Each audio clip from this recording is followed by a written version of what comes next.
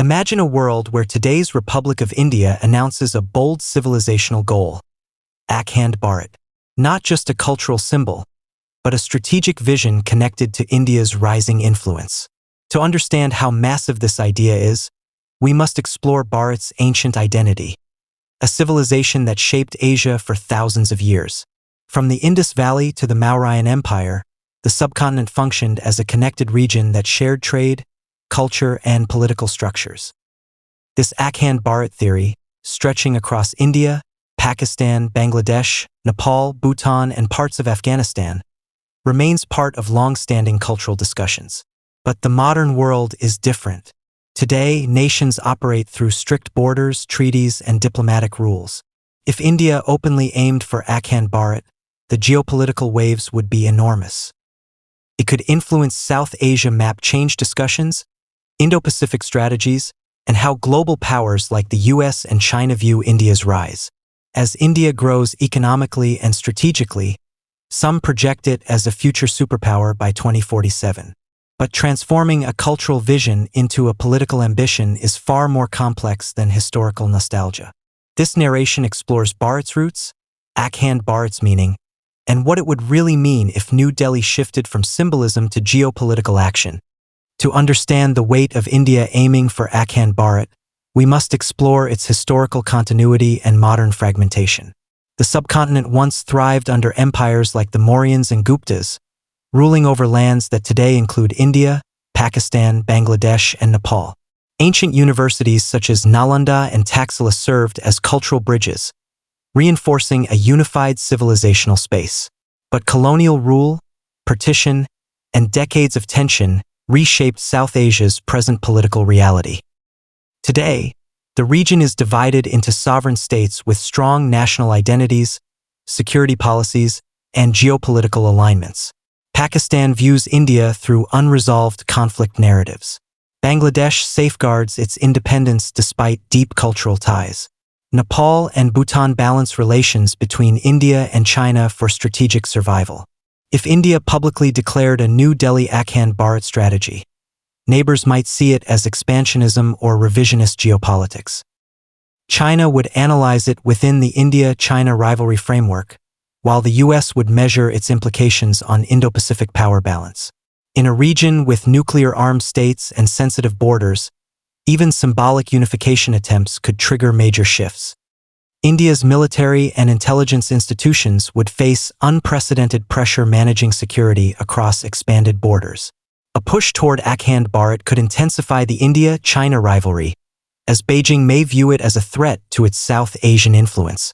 The US, EU, Gulf nations, and Russia would position themselves based on economic and strategic interests. Inside India, political and ideological debates would intensify.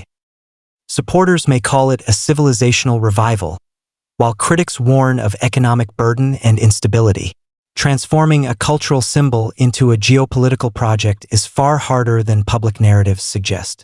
The consequences would reshape global diplomacy, regional alignments, and internal politics across South Asia. Regionally, Pakistan may deepen its alliance with China, expanding CPEC and military cooperation to counter India.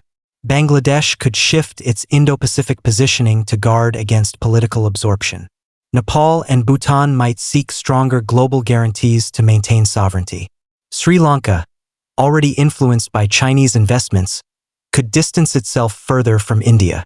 Globally, the US would evaluate whether a unified South Asia strengthens or destabilizes its Indo-Pacific strategy. China would strongly oppose any unification attempts, seeing it as a threat to its regional plans. Russia, Iran, and Gulf states would adjust their geopolitical strategies based on trade, defense, and energy routes. International bodies like the UN and EU would highlight sovereignty, border stability, and peace. Akhand Bharat as a geopolitical goal would not just reshape South Asia, it would rewrite global power dynamics. The global impact of India openly pursuing an Akhand Bharat agenda would extend far beyond South Asia, reshaping international alliances and strategic calculations worldwide. The United States, which relies on India as a key pillar in its Indo-Pacific strategy, would be placed in a difficult position. Washington supports India's rise but also prioritizes stability, rule-based borders, and preventing any form of territorial escalation between nuclear states. A unification attempt, even symbolic, could force the U.S. to reassess military cooperation, intelligence sharing, and strategic partnerships in the region. Meanwhile, China would interpret Akhand Bharat as a direct challenge to its regional vision, especially the Belt and Road Initiative and its ambitions in the Indian Ocean. Beijing might respond with increased militarization along disputed borders, deeper influence in Pakistan and Sri Lanka, and more aggressive diplomacy across ASEAN. Europe would likely align with stability-focused positions, urging peaceful engagement and economic cooperation instead of territorial reshaping. Africa and Latin America, both regions with growing Indian investments, would observe how such a move affects India's economic bandwidth. Global financial institutions like the IMF and World Bank might warn of reduced foreign investment due to perceived instability.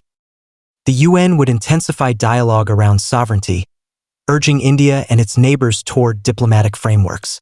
Overall, the Akhand Bharat announcement would not simply change regional politics. It would shift how the world sees India's role as a rising power. Beyond geopolitics, the economic and cultural impact of an Akhand Bharat policy would ripple across global markets and international systems. India, already among the fastest-growing economies, would face enormous external pressure on trade routes, foreign direct investment, and currency stability. Investors may fear regional conflict or diplomatic isolation, leading to fluctuating markets. Major global corporations with factories and service centers in India, Pakistan, and Bangladesh would need to reassess long-term strategies. Supply chains that run across South Asia, especially textiles, agriculture, pharmaceuticals, and IT services, could face uncertainty, affecting everything from global clothing exports to software outsourcing. Energy security would also become a global concern.